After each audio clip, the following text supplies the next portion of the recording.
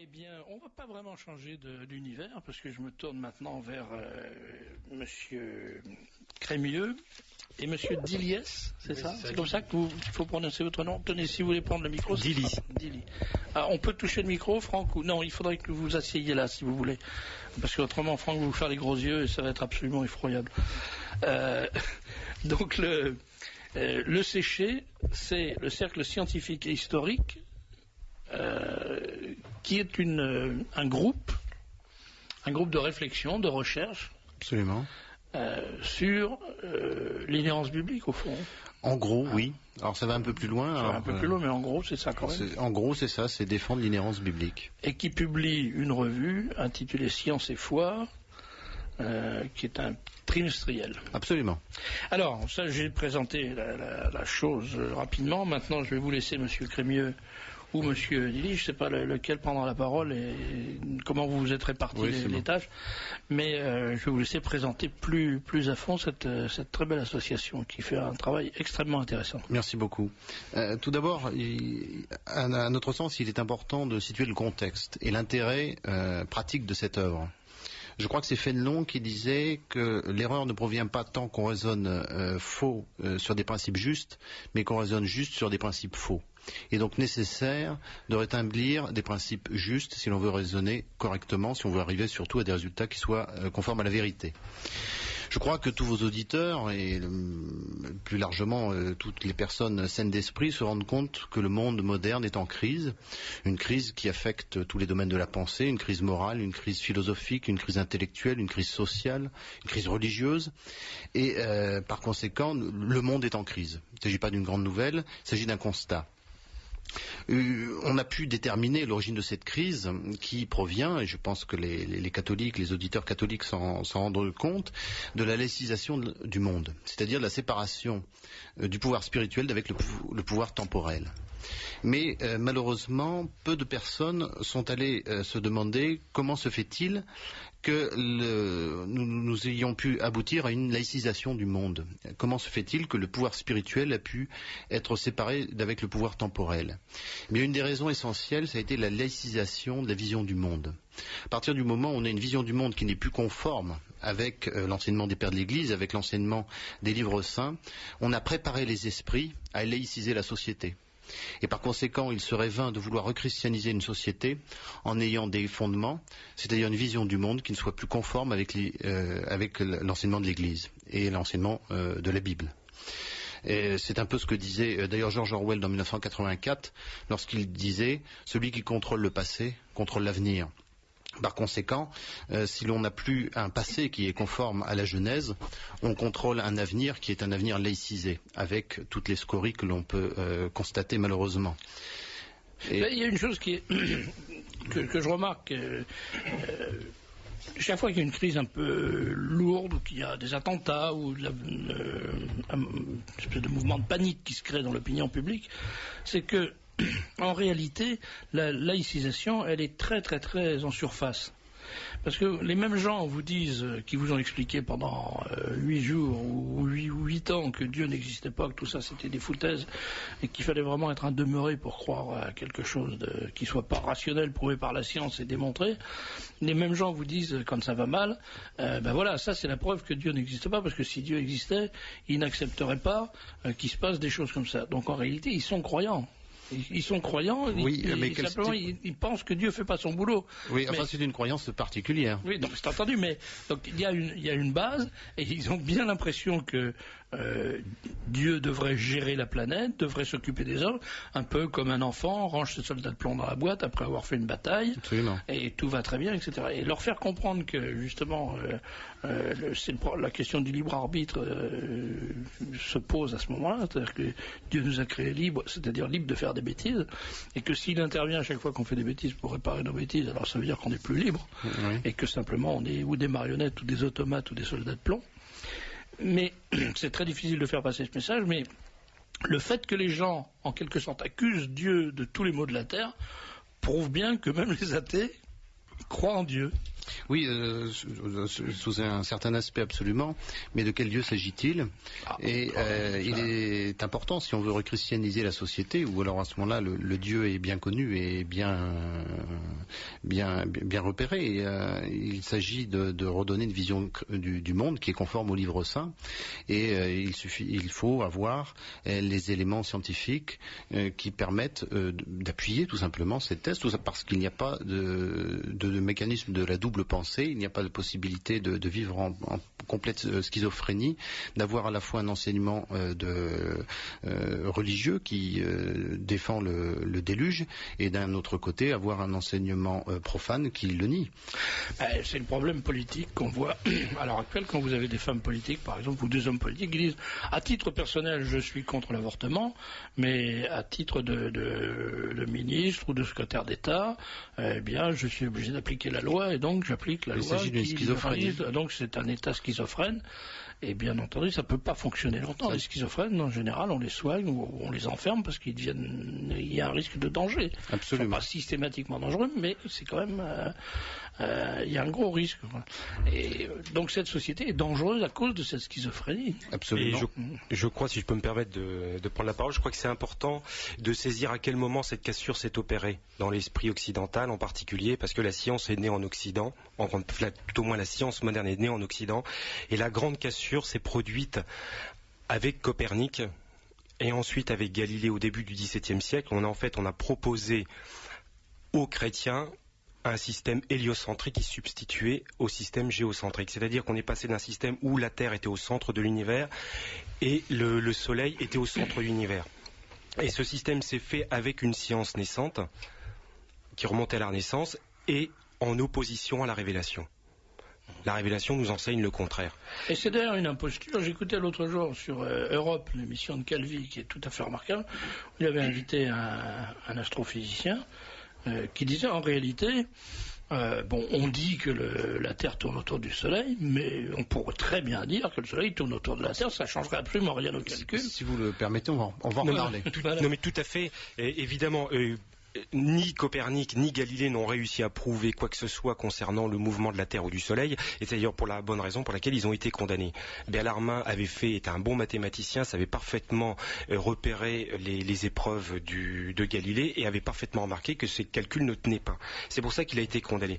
Mais je crois que on n'en est pas là, parce qu'en fait c'est mis en route un processus scientifique qui devait se substituer à la vision traditionnelle. Comme le disait tout à l'heure monsieur à travers son livre sur l'arc, on a substitué une vision traditionnelle, une vision transcendante à une vision horizontale et scientifique. Et ça s'est fait en grande partie par la personne de Galilée. Je voudrais citer une petite phrase de Galilée de l'époque, où il écrit « Ce que l'expérience sensible ou la démonstration oblige à conclure ne peut être mis en doute ou révoqué par l'écriture, qui prise à la lettre semblerait dire autre chose, puisque chaque mot de l'écriture n'est pas déterminé par des contraintes aussi rigoureuses que chaque effet de la nature. » Avec ça, si on en ajoute que Galilée écrit un petit peu plus loin, le livre de la nature est écrit en langage mathématique, on se trouve devant une situation où la science ne peut pas se tromper. Et s'il y a dilemme ou problème entre la science et la foi, c'est forcément la foi et la Bible qui a tort et qui doit se réformer. Il n'y a pas de contradiction, parce que quand Galilée dit le livre de la nature s'écrit avec des nombres, c'est très exactement la phrase de l'écriture qui dit Dieu gouverne avec le nombre et la mesure. Dieu a tout créé avec poids et nombre. Avec poids et mesure. Poids et mesure, voilà. Bon, donc on est exactement dans le même ordre d'idée. Le langage mathématique, dans son aboutissement éventuel, un jour, on ne sait pas, rendra évidemment compte de la gloire de Dieu. Oui, mais on ne peut pas réduire le monde au nombre. Voilà, exactement. C'est-à-dire que Galilée, en fait, inverse la logique. C'est-à-dire qu'il réduit le monde au nombre, alors que le monde n'est pas nombre dans la pensée divine, puisqu'il a créé la création. Le monde est nombré en Dieu, mais il n'est pas que le nombre. Or, Galilée, lui, résume le monde au nombre, et deuxièmement, il inverse l'autorité, c'est-à-dire qu'on passe de l'autorité spirituelle à l'autorité scientifique. Mais ça, c'est de signaler, alors c'est d'autant plus clair, ce danger, il est d'autant plus clair qu'il est signalé dans l'écriture par l'épisode du dénombrement de David. Quand David décide de faire un dénombrement de ses armées, Dieu le punit pour ça. Tout à fait. Ça, c'est un grand mystère, parce que Dieu lui dit en quelque sorte, tu n'as pas à compter ce qui ne t'appartient pas. D'ailleurs, peut-être que David ne pouvait pas se rendre compte, je dirais, du pouvoir du nombre, mais il savait très bien ce qu'il faisait. Dans l'Écriture est très clair là-dessus. Il savait que ce qu'il faisait était mal, et quand il a été puni, il a été puni quand même assez sévèrement, et il en a demandé amèrement pardon. Oui, mais je dirais que David ne pouvait pas percevoir le monde tel que nous le percevons, le monde moderne, qui est un monde qui se résume au nombre, puisque tout est nombré, et l'homme se résume à un nombre. L'homme, en fait, est l'homo economicus, c'est-à-dire on le considère en tant qu'il produit, qu'il vend et qu'il achète. En dehors de ça, il n'a pas de vie. Il n'y a pas de vie spirituelle, c'est pas nombrable. Il n'y a pas de vie affective, c'est pas nombrable. Il n'y a pas de vie familiale, c'est pas nombrable. C'est pour ça qu'on propose un certain nombre de choses qui ne sont révélable qu'à travers les statistiques. L'homme est identifié au nombre. On passe de l'économie du verbe. Voilà.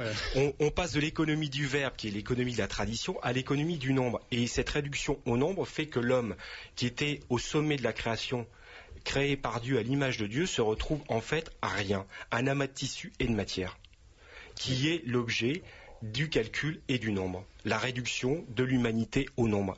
Et on en arrive aux petits embryons surnuméraires, en nombre trop nombreux, qu'il faut éliminer ou se servir pour faire des expérimentations. Est-ce que vous avez remarqué que dans la Bible, dans la Genèse, le seul moment où il n'est pas dit que Dieu vit que cela était bon, c'est le deuxième jour. Tout à fait. C'est quand Dieu crée le système binaire. Le système de l'ordinateur. Qui est le système. Un auditeur qui, s'il nous écoute encore, va encore téléphoner pour râler parce que on diabolise l'informatique. C'est pas le problème, c'est pas diaboliser l'informatique que dire que l'informatique est construite sur un système de binaire et que le seul moment dans la Genèse où il n'est pas dit Dieu vit que cela était bon, c'est le deuxième jour. La Genèse dit deuxième jour, alors qu'elle dit premier jour, Dieu vit que cela était bon et ce fut le premier jour, Dieu vit que cela était bon et ce fut le troisième jour, mais le deuxième jour, c'est le deuxième jour simplement. Et Dieu ne voit pas que c'était bon, parce que c'est la création du système binaire d'une part, de l'antagonisme sans issue d'autre part, c'est deux forces équivalentes qui s'affrontent, et il faut la création du troisième pied, en quelque sorte, du trépied, le troisième jour, pour rentrer dans une création qui redevient harmonieuse d'un seul coup. Et Joseph de Maistre, parce que là on va arriver directement aux travaux du Séché, Joseph de Maistre, dans les soirées de Saint-Pétersbourg, avait remarqué, avait plus exactement se reproché au monde post-révolutionnaire d'amener toute une somme de désordre. Et il souhaitait il prophétisait même l'arrivée d'un homme de génie qui serait à la fois un homme de science et de foi et qui pourrait mettre fin à ce siècle qui durait beaucoup trop. Et nous pensons que la prophétie en quelque sorte de Joseph de Maistre s'est réalisée et qu'un homme de génie a pu enfin réaliser cette merveilleuse synthèse de la science et de la foi. Il s'agit de Fernand Crombette, dont nous allons, si vous le permettez, brièvement résumer une œuvre de plus de 16 000 pages. Ouais, j'aimerais bien qu'on parle de Crombette, mais il faut d'abord que je conseille aux auditeurs de s'asseoir. Et s'ils ont une ceinture de sécurité sur leur fauteuil, il ne faut pas hésiter à la mettre. Parce que Crombette, c'est un peu dur à avaler. Hein, on peut dire ça, non ? Ça dépend aussi, évidemment, les esprits, imbus des données modernes ont des difficultés à retrouver l'équilibre. Et je crois, il y a une prophétie, je ne sais plus qui, dans la Bible, qui dit « Un jour viendra où les gens croiront à des fables ». Et nous pensons qu'une bonne partie des données de la science moderne officielle constituent des fables. Et il est clair que lorsque l'on redonne une vérité qui était partagée par les pères de l'Église, cela fait très, très drôle, ça fait bizarre, et effectivement vos auditeurs peuvent s'asseoir, mais après ils pourront se remettre debout et pour étudier, et si vous le permettez, nous allons commencer par le premier travail qu'a effectué Fernand Crombette. Je voudrais prendre pour parler de fables, parce que pour bien comprendre, je dirais, le système poétique de la science, parce que tout le monde est convaincu qu'en fait la science ne dit que le vrai. Mais il suffit d'aller voir une conférence internationale sur le Big Bang, et puis voir l'assemblée de prix Nobel et de scientifiques payés par vos impôts, qui vous parlent du Big Bang, et on arrive à remonter à 10 puissance moins 37 secondes, c'est-à-dire 1 seconde divisée par 10 avec 37 zéros par derrière. Et on nous explique ce qui s'est passé à cet moment infime. Et là, tout le monde, on est en plein délire. C'est l'activité poétique à l'état pur. C'est ce qu'expliquait Marcel Decorte dans l'avenir dans l'intelligence en péril de mort. C'est une activité purement poétique. Elle n'a plus aucun lien. L'intelligence en péril de mort. C'est une activité purement poétique qui n'a plus aucun lien avec le réel. On a complètement coupé avec la conception aristotélicienne de la science pour tomber dans un idéalisme mathématique, un idéalisme de la quantité. Alors ces gens-là brodent, mais qu'est-ce qu'ils brodent? Qu'est-ce qu'ils nous racontent? Ils nous offrent une vision du monde qui est une alternative à la vision réelle et sacrée de la vie. Et Crombette s'intègre dans cette vision sacrée et biblique pour remettre les choses à leur place. Et il ne le fait pas contre la science, il le fait avec la science, mais il remet la science à sa place, c'est-à-dire sous l'autorité de la foi. Et Jean-Charles va nous présenter la géographie sacrée de Crombette. Oui, géographie divine. Alors, donc Fernand Crombette, qui est mort en 1970, à l'âge de 90 ans, qui était un homme de foi et un homme particulièrement brillant, est arrivé un petit peu incidemment. La Providence a voulu qu'il se mette à l'étude, alors qu'il ne cherche absolument pas à aucun moment à prouver la Bible. Sa fille, qui était étudiante aux Beaux-Arts, devait réaliser un tableau sur les saintes femmes au tombeau. Et voulant l'aider, il a pris la Bible, il l'a ouvert et tombé, la Providence a voulu, sur le verset 12 du psaume 72, « Et Dieu notre roi dès avant les siècles a opéré le salut au milieu de la terre ». Et il a été interpellé, comme l'on dit maintenant, par cette phrase, puisque Jérusalem n'est pas au centre du monde. Or, la Bible dit l'inverse. Il a été très étonné. Il s'est souvenu des travaux du géographe allemand Wegener sur la dérive des continents, qui avait reconstitué le continent unique primitif que les géographes appellent la Pangée. On remarque ainsi que le Brésil s'intercale très bien dans l'Afrique. Toutefois, Fernand Crombette, toujours confiant dans la parole divine, s'est aussi souvenu qu'il y avait les eaux d'en dessous le firmament et les eaux au-dessus du firmament. Et rejoignons ainsi ce que pensait le philosophe Kant quand il parlait des eaux d'en haut. En quelque sorte, il y avait un anneau à queue analogue à celui de Saturne, qui lors du déluge, deuxième jour, qui lors du déluge s'est effondré, provoquant ainsi le déluge. Il a donc cru aussi à l'existence du déluge, qui est attesté très largement dans les Écritures, à la fois dans l'Ancien Testament et aussi dans le Nouveau Testament. Et par conséquent, le niveau des eaux des océans à l'heure actuelle n'est pas le niveau qui prévalait avant le déluge. Et il a constaté en regardant les cartes bathymétriques que les océans, le socle descend de manière régulière jusqu'à moins 2000 mètres et après il s'effondre brusquement pour tomber dans les fonds abyssaux. Et il a donc eu le trait de génie, non pas de s'arrêter à la côte actuelle pour reconstituer le continent unique primitif, mais à la côte bathymétrique moins de 2000 mètres qui correspond, l'eau au-dessus correspond à la quantité d'eau qui s'est abattue lors du déluge. Et il reconstitue ainsi un continent unique primitif en partant, pour ne pas être influencé, des îles Malouines ou Falklands, c'est comme vos auditeurs préfèrent. Et, Malvinas, avec Internet, on est écouté en Argentine aussi, il faut faire attention. Bon. Et donc la reconstitution unique, la reconstitution qui représente près de 1000 pages de travail de Fernand Crombette, donne quelque chose d'absolument prodigieux. C'est un continent unique à 8 pétales et dont le centre est Jérusalem, parfaitement centré sur Jérusalem, et l'on retrouve les 4 fleuves dont il est question dans la Bible, dans la Genèse, le Tigre, l'Euphrate, le Fison et le Géant. Ceci est absolument merveilleux. Et pour apporter un petit peu de l'eau au moulin de Fernand Crombette, je crois que vous connaissez bien Monsieur Guiberto, qui a... reçu, oui, dans cette émission. Vous l'avez déjà reçu. Granulométrie. Voilà, donc Monsieur Guiberto, qui est un polytechnicien, qui est le vice-président de notre association, qui est un sédimentologue de renommée mondiale, a réussi à mettre en évidence que la stratification n'est pas liée à un problème de temps, mais c'est un problème de mécanique. Je le dis vraiment en 2 mots. Et en quelque sorte, il a fallu pour qu'il y ait stratification un apport d'eau considérable. Et si vous voulez, la grande conclusion, c'est que les strates telles qu'on les observe se sont formées lors du déluge.